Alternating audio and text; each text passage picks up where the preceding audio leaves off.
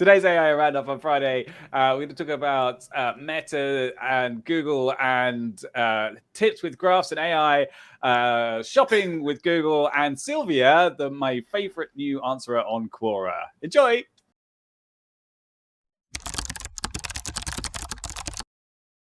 Friday AI Roundup, and I suggested this. It's my idea. I don't think I've read all the stories, so it's going to be a good one, guys. Strap in. What do we got? What's up first, Mike? Let's see what's up first. I don't know. Did I load the graphics? I think I loaded them. Here we go. AI Hype Wall of Shame was the first link we had. And I think this is just, it doesn't look like it's really fully filled out, but I think the idea is just to kind of rate the hot takes of AI, which are many. I have several myself. I don't think they're on here. For some reason, I'm not popular enough to get quoted on critical.ai.org. Not yet, Mike. Or Whatever. everything Stop you say trying to is make just don't pander, accurate. Peter. There's no Mike's angry today. Everything I say is accurate. Not sure why. No, that's a good take. Yeah, okay. Yeah, everything you say is 100% true, so no point to So okay, so are we moving on from the AI hype wall? Okay. There wasn't a lot to it as far as, unless their navigation just totally sucks. There's only 3 articles even listed here. I see. Okay, so they're just starting out. No, I think it hasn't been. Oh my god, I'm so sorry. I thought you could scroll down further than that. I genuinely, I looked at the page. It looks like someone just threw this together, and then that was that. And then we put it on YouTube. Welcome to the show. Yeah. So oh, terrible way to start the episode. We are the chat GPT of YouTube. Garbage in, garbage out. Whatever we see, we will report on. Okay. This is a cool Twitter account that I came across, and he posted a kind of cool, neat trick that you can do. And what he posted that caught my attention was that you can make graphs in ChatGPT, which is kind of cool. It kind of shows the power of the ChatGPT plugins. Obviously, it uses data that it generates itself, so the data may be wildly incorrect. But plus, we know how good ChatGPT is at math, so. That's literally what I was thinking. Is like it's presenting like 120% against like negative 10%. You know, like things like that. Like the little slice of a pie like this. Yeah, exactly. Yeah. It's kind of a cool account, right? He's definitely plugging his own stuff and getting you to sign up to his newsletter and things. But he posts kind of neat tricks. So yeah, it's kind of. That's cool. I don't know if the answer is ChatGPT, but what's the graphic generating tool? Graphic generator, just to create images. Stable Diffusion, Midjourney. No. You mean actual images? Okay. Yeah. One interesting use I saw for Midjourney is somebody said like create an image of a dashboard following certain designs and these color schemes and this kind of theme or style, and it would create really interesting looking dashboards with totally garbage charts and graphs. But then you could use the layout and the graphics and the image and the styles to create a good looking dashboard. And I guess that's kind of how I took this. Like it could show you maybe an interesting starting point visually, but I don't know that I would trust anything it told me. Oh no, I think what's happening here is that it answers a question with some data and then it passes it to an external service, which then generates the chart for you. So yeah, I wouldn't trust that at all. That's garbage. There's no way. Yeah. Okay. All right. Well, I mean, would you? We've seen how ChatGPT handles numbers. I think the problem with blindly trusting something like give me the stats on, like, I don't know, historical political figures and their backgrounds, like, and then it does, like, you still have to go blind and you still have to go like verify everything that's said. And that makes the work a little bit less unique. But it's not even. It's not that meaningful anymore. It's not even about verifying it. I don't think. Look, it says right on the image, ChatGPT may produce inaccurate information about people, places, or facts. Right. Citing references aside, like citations, that's obviously an issue. ChatGPT just makes shit up. Yeah, this is super. If you want visually appealing lies, so that aren't accurate. Sure. Well said, Peter. I mean, this takes us back to the lawyer who cited I a love previous that. court case that didn't exist, and Exactly. and then the lawyer went on, I believe, to sue. He's currently looking to sue OpenAI. So very funny. Yeah, Even don't know though when that. there is no case here, right? Because they literally warned that right there, that warning at the bottom, and that's also when you go to chat with ChatGPT, it says this to you. Like, it's a very clear warning that Yeah. I'm usually wrong, or I can be wrong, or I can just make things up. Like, that's just who I am. Just fuck you. Definitely a big hurdle, I think, is going to be how do you verify something? How does ChatGPT verify something? Because it can just look at That's it can't not tell ChatGPT's job. if Wikipedia articles are about fiction or not, right? Like, Well, that's what Bard and Sydney do. Sorry, Bing Bot, whatever it is. They say I found this information on this page, don't they? Isn't that how they work? I don't actually try them out properly. Actually, I've done also have searches. What I've seen when I did searches with Bing is it'll kind of like write out the text ChatGPT style, but then it'll actually provide superscript notations or annotations. oh, nice. Yeah. With links to the sources for the thing. So that seems somewhat useful. I think the danger here is I don't know, election denier is going to be like, show me a graph how the of election results that I want to see, and be like, it's proof. We found him. We nailed it. Okay. Yeah, So that's a good go ahead, Peter. Oh, the target audience really is people who want visually appealing lies. So, yeah. Or just don't care. Right. Oh, this was cool, actually. I wanted to try this out before we had the episode, but before we recorded. But yes, Meta have released a music generation AI to make songs, which is kind of cool. They trained it on 20,000 hours of licensed music, and it apparently is not so bad. There's a sample in the article where it says some sort of synthwave thing, and it's not the kind of thing I listen to, but it was definitely something. Yeah, I think they're kind of like the video, the AI generated commercials where it's like real-ish, but yeah, that's kind of how the music strikes me. Yeah. I realized something interesting about music and AI, and we're going to see this more and more now, where music is going to get generated. And the cool thing about music is that, and AI should know this if you train it on this fact. So if I go to ChatGPT and I say, write me a song and provide me the melody of a song in notes that has never been written before. And if I then take that and play it, it will most likely sound, I'm not going to say good, but it will sound coherent. And the reason is because of how theory and music work is that you can just take a scale and throw it together and it will sound okay. Like, it will sound like, oh, this isn't bad or good. It sounds kind of generic maybe, but it's like, and that's because the way music sets of notes work.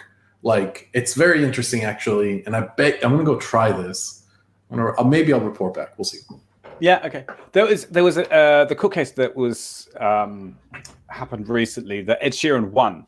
He was sued by Marvin Gaye's family, and they said that one of his songs was based on one of Marvin Gaye's songs, and it wasn't. It was just used a lot of the similar components, and the whole argument was about, well, look, I'm using these basic building blocks of music.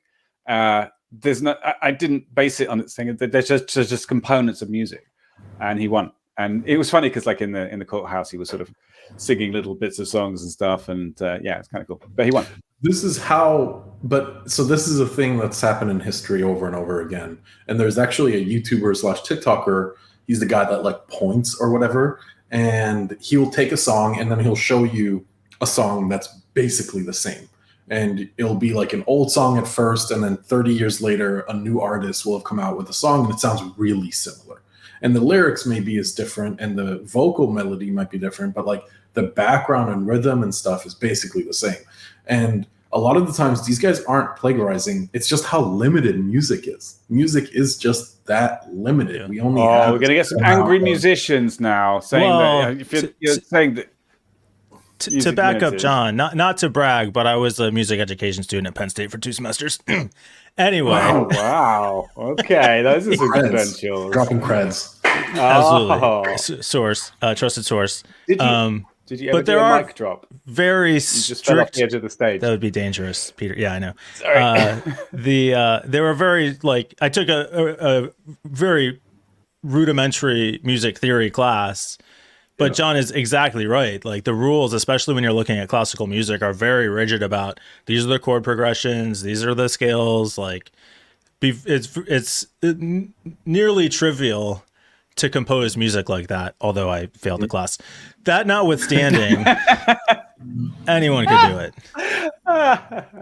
Anyone, I think anyone with a little bit of dedication could throw something together, and you can make things sound unique. But anyway, let's move on. Let's talk about Sylvia. Sylvia's my new favorite Quora answerer. How did you find this? Oh wait, never mind. It's self-explanatory. We see how you found it, Peter. No, okay. I was Googling how do you attach a file to a Google Sheet, and one of the top ones. In fact, one of those little snippets at the top of the Google search results, when it kind of highlights it takes it out of the page, was the one from this from Sylvia, and it was quite a reasonable answer. You go to insert, attach file, something like that, which turned out to be wrong. It doesn't work. It didn't work. You can't try if you can't trust Sylvia. So I clicked through to the thing to see if there was more information, because I just followed the snippet information. I was like, oh, maybe there's some more in the actual answer. And I genuinely looked at it and was like, and I switched back to my tab and kind of, okay, right, file insert. No, oh, wait, hang on a second. And then there was like a page of a picture of a woman in a bikini underneath. Mm-hmm.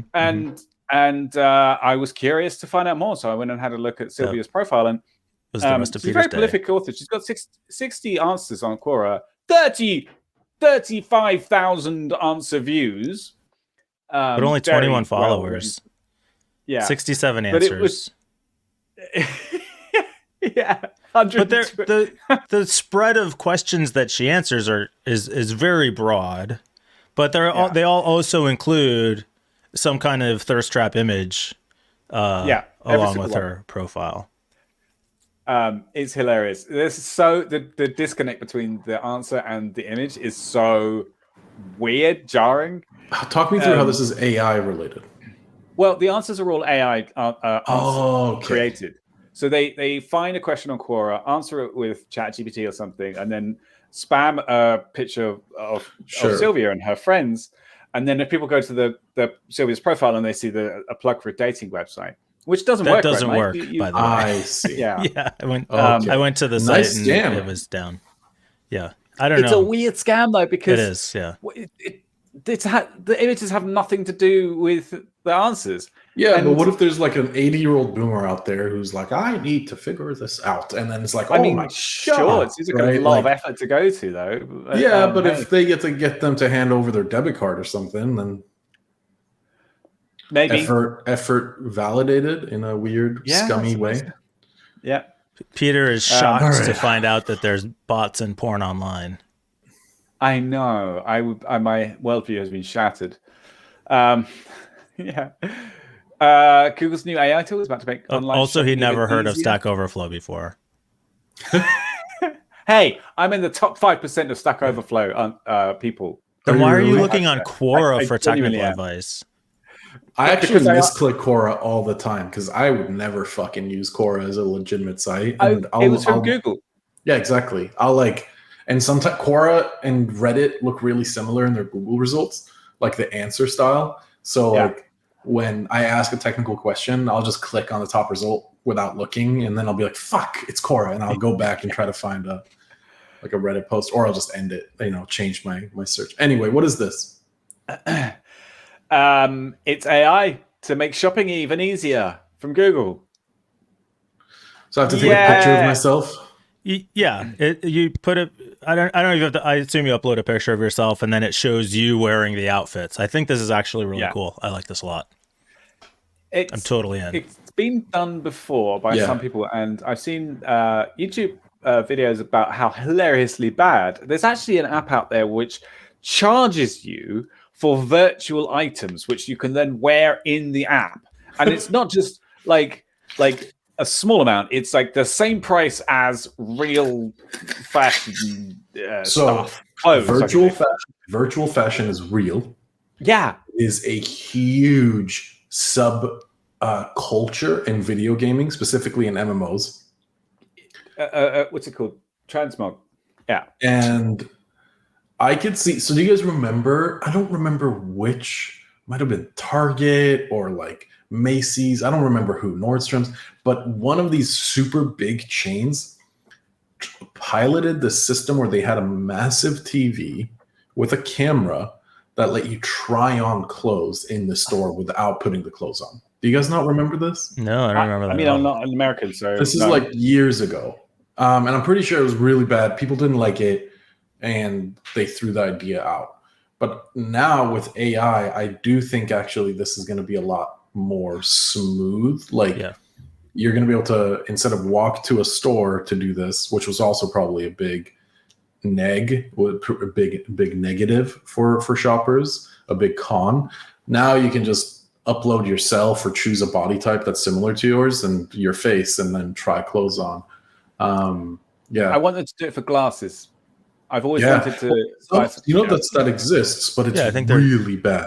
Yeah, you have to measure the distance between your pupils. Well, no, you can use your webcam. You turn your webcam on, and it overlays the glasses onto your face. And that way you can tell sort of if they're too narrow or too wide or too wide, like whatever. But it's so trash. The software is super bad. Yeah. Measuring the distance between your pupils is part of the prescription that you need. Right. Yeah, I've got it somewhere. Oh, no, these are just for like the fashion sense of the glasses. Yeah. Whatever. It's not. This article. Oh, that was from. We haven't been saying where these came from. So the Meta article. Music Gen was from Engadget.com. Then we talked about the AI tools for shopping. That's Wired.com. And then I think this is the last story that we have. And then mercifully, we will let you all go. Mark Zuckerberg. AI will be built. Am I not promoting the show well? Is that not how this Mike, works? you're the worst today. Read the title. You'll love it. All right, it's fine. We'll have off weeks. Yes, AI news. We only have 500 subs, but we should keep doing the show anyway. Why wouldn't we keep doing the show? Dozens of people love us. Dozens. We have tens of subscribers and listeners.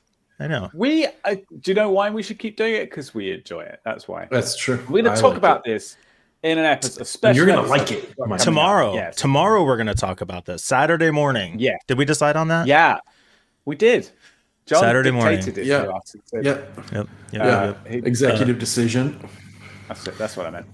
So AI news, artificial intelligence news.com. This is the least interesting story I maybe ever have read.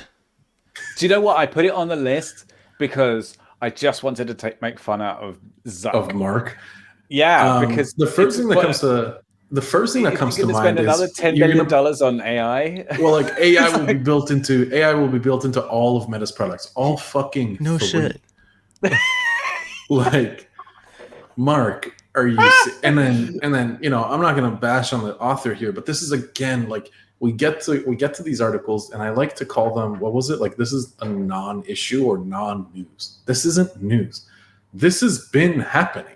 It's not like Instagram and Facebook don't have AI, right. And WhatsApp probably has AI, and that's it. Like what? Like, are we talking about Oculus as well? Like, I don't even feel like that's applicable. Yeah, I guess it is. Okay, all four products, Mark. Like, shut up. God, you're the worst. Do you know what I love about Oculus?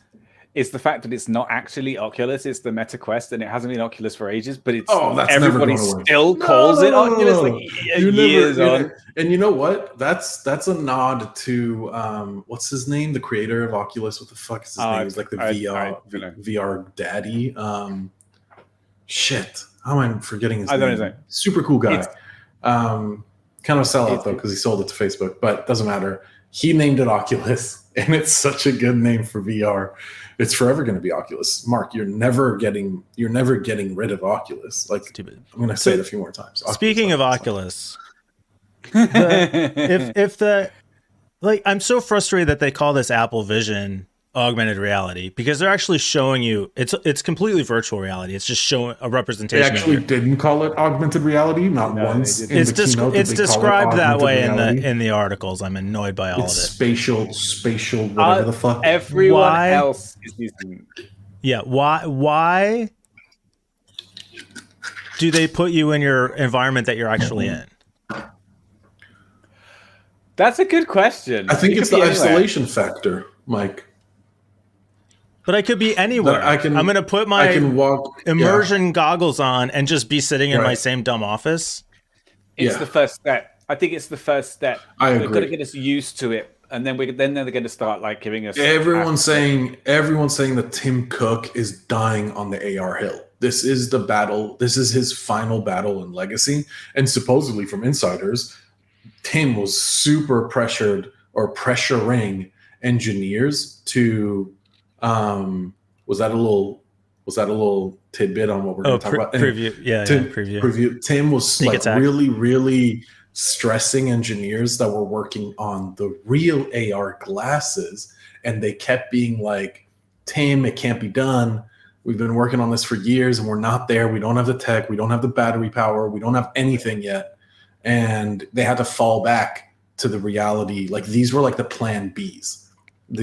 I mean, they're good. What I've seen, I'm like super impressed. I think they nailed it. Of course, they're going to be really good. Amazing. Yeah, It's $4,000 something after tax. It fucking better be good. We're talking about someone actually did a comparison of what they can buy with $3,500, and it's a top of the line gaming PC. It's like 3 monitors. It's every peripheral that you want. A dozen eggs and 2 gallons of gas. And you're going to be able to not have to run it for 2 hours. It's just going to run forever, right? Yeah, but the thing is, can all that shit do what the Apple Vision Pro does? If it can't, then it doesn't matter. Totally. It all depends on a couple of things. This is gonna be a make or break for this Apple product. Is there going to be latency? Is there going to be latency that causes vertigo? And they covered this in the keynote. They said that because it's in the fucking headset, because the chips are in the headset, they've reduced lag to 12 milliseconds. 12 milliseconds. I've seen a couple of videos since that have said it's amazing. 12 milliseconds, for those who don't understand how fast that is, if I remember correctly, it is 0.001 second. That is insane how fast that is. That's virtually instant, basically. So if there is no vertigo... It's an augmented instance. Yeah. If there is no vertigo and no nausea, that's a huge checkbox, like check mark. That's a huge yes. And then second is the jitter, you guys. Mike, you've probably not used VR. Peter knows. I like old-fashioned reality. Yeah. So I have my IRL headset on, actually. Please, could you make that a meme? Just on its own. I like old-fashioned reality. Boomer take. But this is really important, is the jitter in traditional VR headsets are the worst thing on earth. So if you can solve the jitter problem so that, you're looking at this virtual monitor and it's not just fucking shaking and moving as you're moving, if it's actually static and standing still when you're moving around, we're there. We've made it. Yeah. Well, what we should do is buy one and send it to me. We're open for testing. We're definitely. I think we're big enough now, thanks to our trusty. I don't loyal think they've actually subscribers. sent out many. Even the big guys just had like 30-minute demos. Yeah. So, but we got to go. It's like way over time. Yeah. This may be one of our longest episodes ever. Enjoy it.